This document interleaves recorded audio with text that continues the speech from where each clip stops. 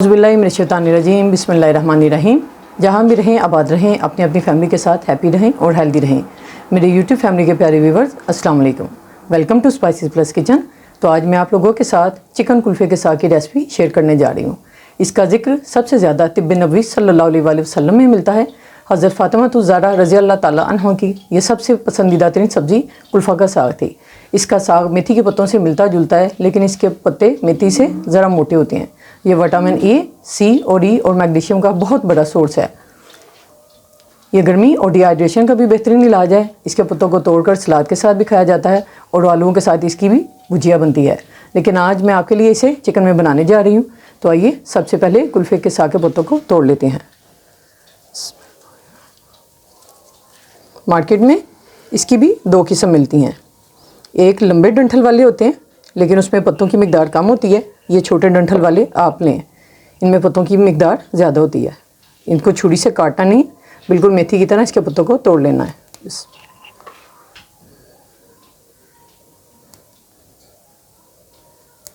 थोड़ी थोड़ी सी डंठल के साथ इसे तोड़ लेंगे, क्योंकि इसके डंठल ये नरम होते हैं। बस इन्हें तोड़ लेना है, छुरी की मदद से काटना नहीं है। मैंने 2 किलो कुल्फ़े का साग लिया था। मैंने इसके पत्ते तोड़ लिए। अब ये देखें, पत्ते तोड़ने के बाद इतना साग बचा है। मैं अब इसे अच्छी तरह पानी से धो लूँगी और तकरीबन आधा ग्लास पानी का डाल के इसे थोड़ा सा नरम कर लूँगी और गोश्त का मसाला भूनते हैं और उसके बाद इसमें शामिल करते हैं। मैंने कुल्फ़े के साग को आधा ग्लास पानी का डालकर इसे उबाल लिया था। उसके बाद मैंने इसे हावन दस्ते की मदद से मोटा मोटा कूट लिया है। ये देखें, ये थोड़ा सा लेसदार होता है। इसकी बिल्कुल पालक जैसी बारीक फाइन पेस्ट नहीं होती, ये ऐसे मोटा सा दरदरा सा होता है। मैंने इस मिट्टी की हांडी में आधा कप के बराबर सरसों का तेल डाल दिया है। जैसे ये गर्म हो गया, अब इसमें तकरीबन एक अदद दरमियाने साइज़ की प्याज शामिल कर देंगे।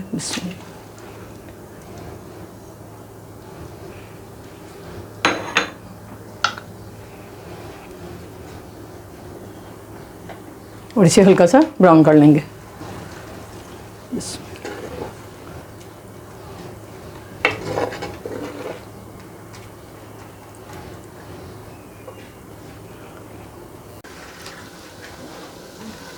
ये देखें, जैसे ही हमारी प्याज हल्की सी ब्राउन हो गई है, अब हम इसमें मुर्गी का गोश्त डाल देंगे। ये देखें, मैंने तकरीबन 500 ग्राम के करीब चिकन का गोश्त ले लिया। अब इसे शामिल कर देंगे।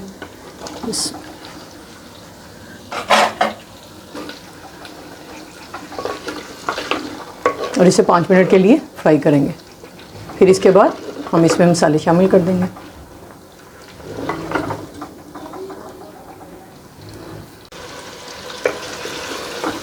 पाँच मिनट हो गए हैं मुझे चिकन को फ्राई करते हुए। अब सबसे पहले मैं इसमें अदरक और लहसुन की पेस्ट शामिल कर दूंगी। 1 टीस्पून मैंने अदरक की और 1 टेबलस्पून मैंने लहसुन की ले लिया, वो शामिल कर देंगे।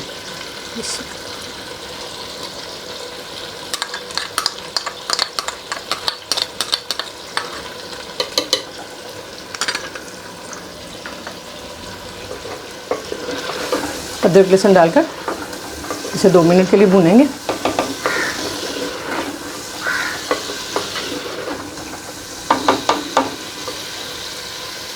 अब इसके साथ ही कुछ मसाले शामिल कर देंगे। 2 टीस्पून के बराबर मैंने नमक ले लिया है, वो डाल देंगे।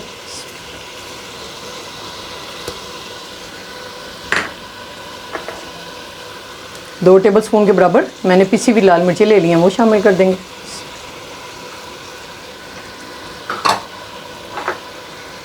क्वार्टर टीस्पून के बराबर मैंने हल्दी ले ली है, वो शामिल कर देंगे। और तकरीबन 1 ही टीस्पून के बराबर मैंने पिसा हुआ धनिया ले लिया, ये शामिल कर देंगे।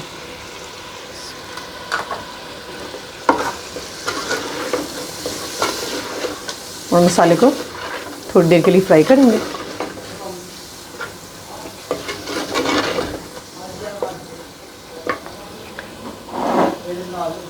अब इसके साथ ही मैंने तकरीबन 2 बड़े टमाटर ले लिए। मैंने इन्हें मोटा सा पीस लिया है, बिल्कुल बारीक पेस्ट नहीं की।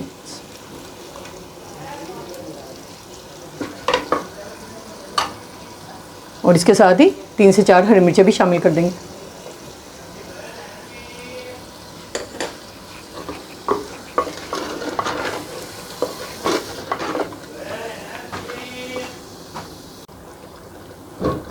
थोड़ी देर मसालों को भूनने के बाद अब इसमें थोड़ा सा पानी शामिल कर देंगे।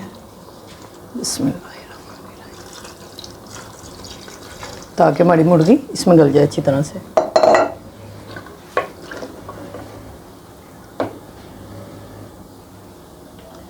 जैसे ही चिकन गल जाएगी मसाले की थोड़ी सी बुनाई करेंगे और कुल्फ़े के साग को शामिल कर देंगे।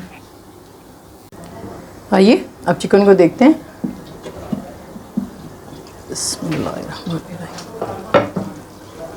हाँ जी, ये देखें हमारी चिकन माशाल्लाह से पक गई है और गल भी गई है।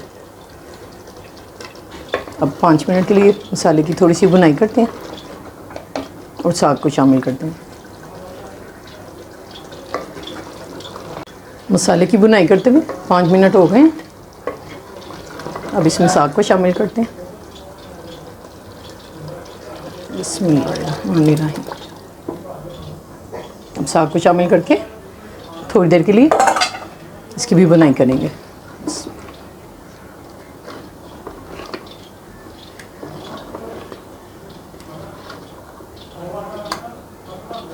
ये देखें माशाल्लाह से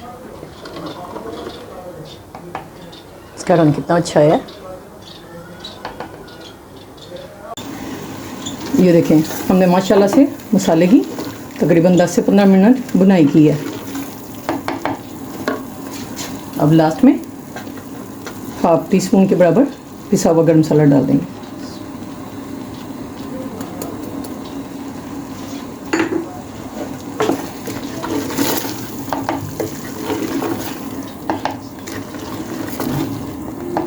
अब साग को डिश आउट करते हैं। बिस्मिल्लाहिर्रहमानिर्रहीम।